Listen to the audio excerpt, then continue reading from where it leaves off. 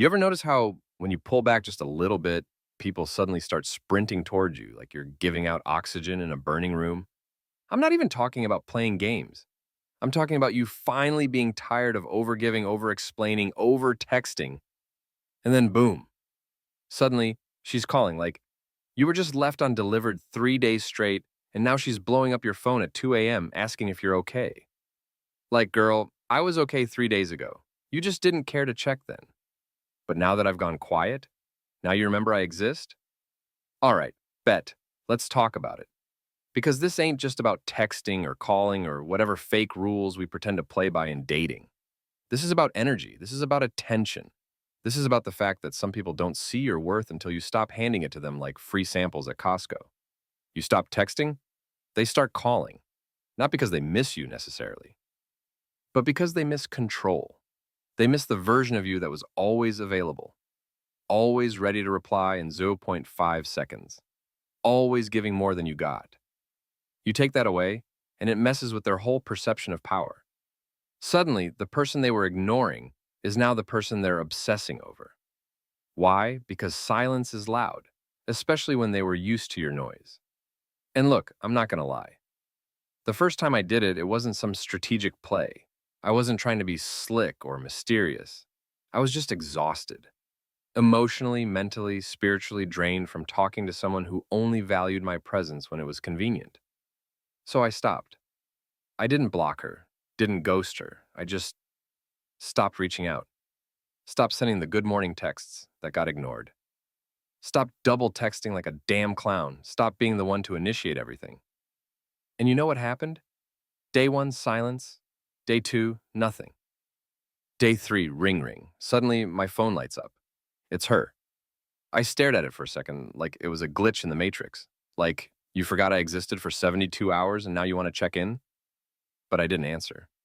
Not to be petty, I just wasn't in the mood to perform anymore. And that's the key word, perform. Because half of us aren't in relationships, we're just auditioning for love that's never going to cast us. You ever think about that? How many people you've chased who weren't even emotionally available to begin with? How much of yourself you gave away just to maybe, possibly, hopefully get a breadcrumb back? And when you finally stop texting, not because you're trying to be cool, but because your soul's just tired, that's when they notice. That's when they remember you're real. That's when they remember, damn, you were actually showing up. The messed up part is that it's not always about them missing you. Sometimes they just miss the feeling of being wanted. They don't want your heart. They want the high of being desired. And when you stop giving it to them, they get withdrawals. That's why they call. Not to connect, to feel powerful again. And I used to fall for it every time. She'd call, I'd answer. She'd act sweet, I'd melt. She'd say, I miss you, and I'd be like, I miss you too. Even though I should have said, do you, or do you just miss the version of me that tolerated your inconsistency? But I didn't, because I was addicted too, addicted to the cycle, the chase, the momentary highs followed by the same soul-crushing lows. But you do that enough times, and eventually something snaps.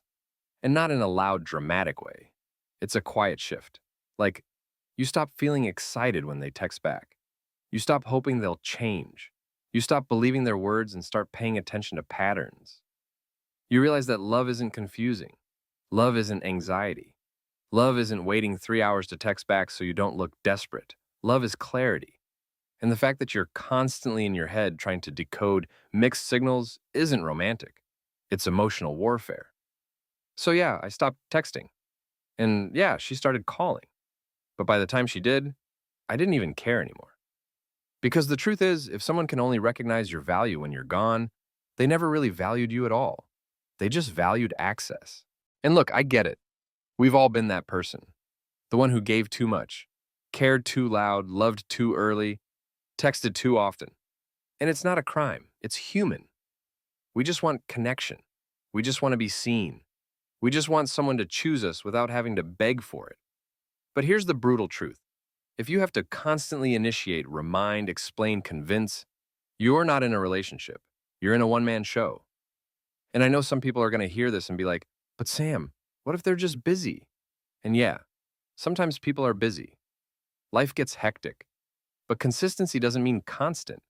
It means you don't have to doubt their intentions every damn day. If someone wants you in their life, they'll make room. Period. Nobody's too busy to send a 2-second text. Nobody forgets about someone they care about. We just lie to ourselves because the truth hurts.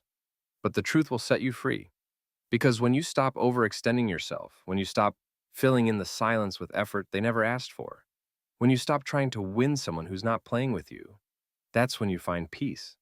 That's when you realize that the real flex isn't getting them to call you. It's not needing the call at all.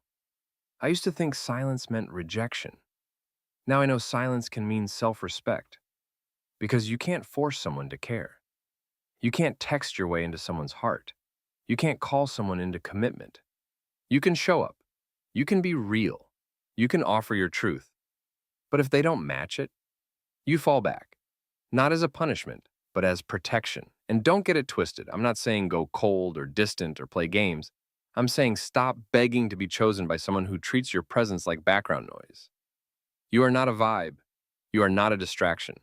You are not a placeholder. You are the whole thing. But people won't treat you like the whole thing if you keep showing up like you're optional. You teach people how to treat you.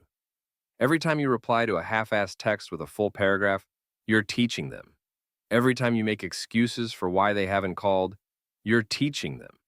Every time you stay quiet about your needs so they don't feel pressured, you're teaching them.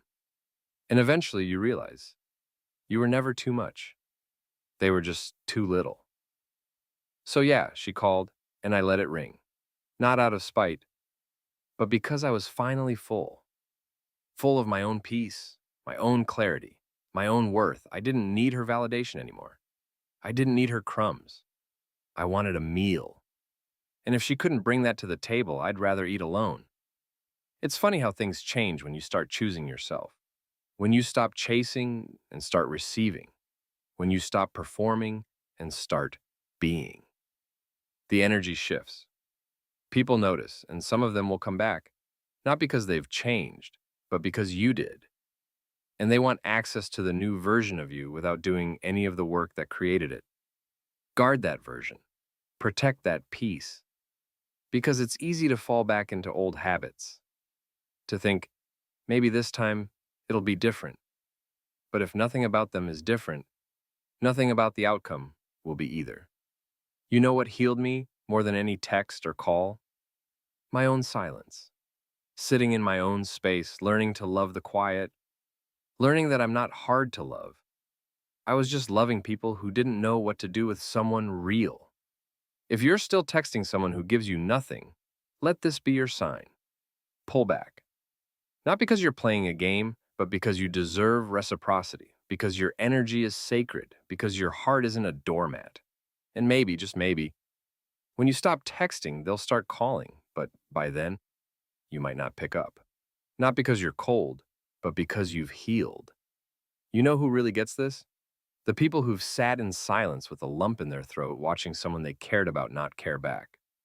The ones who smiled through the pain, laughed through the doubt, sent, "How are you?" texts knowing they wouldn't get one back. That kind of heartbreak, it changes you, but it also reveals you. So if you've been there, you're not alone. We've all loved someone who didn't love us right. But healing isn't just letting them go. It's letting go of the version of you that needed them. That's where the freedom is. And if you're sitting there right now, wondering if you should text them one more time, ask yourself, what would happen if you didn't? If you gave that attention to yourself instead? If you poured into your own cup the way you've been pouring into theirs? Because that's when things start to shift. That's when the power comes back. That's when the healing begins. And who knows? Maybe they'll call. But by then, you'll finally be too busy loving yourself to answer.